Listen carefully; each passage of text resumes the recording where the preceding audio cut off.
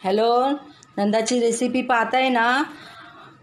बाजूला बेल आहे ती प्रेस करा, सबस्क्राईब करा आणि लाईक पण करा. नमस्कार, नंदाच्या रेसिपीमध्ये तुमच्या सर्वांचं स्वागत आहे. आज आपण करणार आहोत मटकी, फ्लावर आणि बटाट्यांचा कुर्मा करणार आहोत. त्यासाठी मी हे एक कांदा किसून घेतलेला आहे, 5-6 लसणाच्या पाकळ्या पण किसून घेतलेल्या आहे, कढीपत्ता, आलं पण किसून घेतलेलं आहे आणि टोमॅटो पण किसून घेतलेलं आहे. आता आपण सुरुवात करणार आहोत.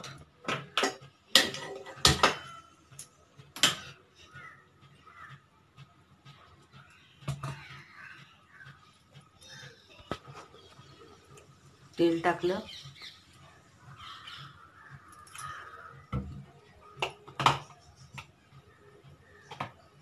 तेल तापत आलं. प्रथम आपण मोहरी टाकणार आहोत. मोहरी आपली तडतडली की आपण नंतर जिरं टाकणार आहोत.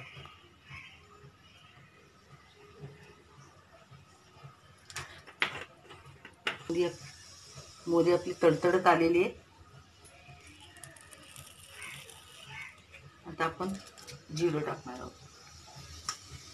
जिरं टाकलं, कढीपत्ता टाकायचा, किसलेला लसूण टाकणार आहोत.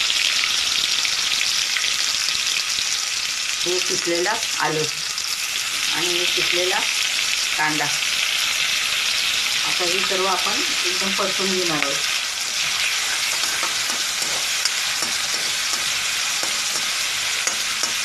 हे चांगलं भाजून घ्यायचं, नाहीतर चांगलं मग कच्चं पण असतं ते सगळं निघून जातं. थोडा आणि कांदा पण लाल होऊन द्यायचा, कांदा पण शिजून येईल. मग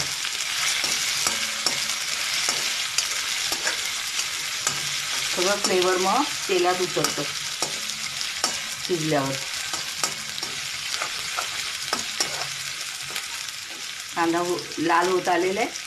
आता आपण टोमॅटो टाकणार आहोत किसलेला. मग टोमॅटो पण आपण शिजवून घेणार आहोत. किसून घातल्यामुळे ना आपली ग्रेव्ही एकदम ना दाट होणार आहे, म्हणून हे सगळं किसलं मी.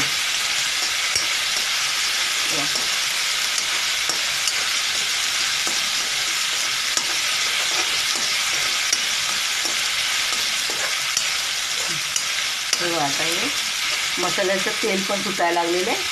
आता आपण त्याच्यात गरम मसाला टाकणार आहोत. हे तुमच्या आवडीप्रमाणे लाल तिखट.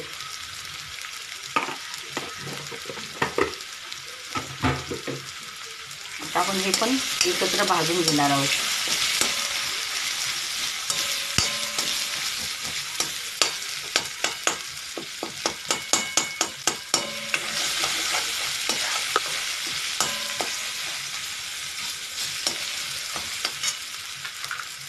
आणि आता हे सगळं भिजवलेलं फ्लावर, मटकी आणि हा बटाटा आपण टाकणार आहोत.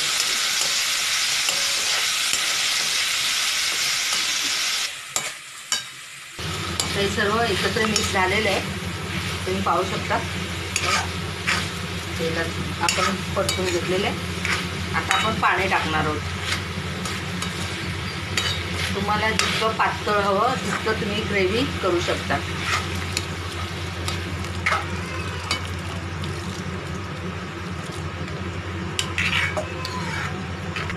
आता शेवटी हे चवीपुरतं आपण मीठ टाकणार आहोत. ते आल्यावर आपण मग झाकण ठेवणार आहोत. हे आपलं कालवण होत आलेलं आहे, तुम्ही पाहू शकता किती आटले ते. आता आपण ह्याच्यात खोबरं टाकणार आहोत आणि कोथिंबीर टाकणार आहोत आणि परत एकदा हलवणार आहोत.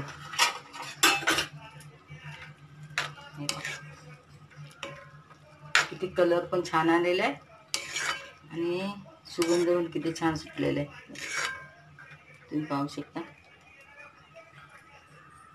आणि 2 मिनिटं झाकून ठेवणार आहे.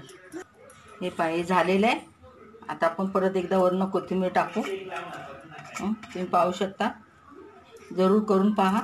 आणि माझ्या चॅनलला सबस्क्राईब करा, लाईक पण करा आणि शेअर पण करा. बाजूला जी बेल आहे ती पण प्रेस करा, त्यामुळे मी असा ऑनलाईन व्हिडिओ पाठवेल तो तुम्हाला लगेच तुमच्या फोनची घंटी वाजेल. ट्रिंग ट्रिंग.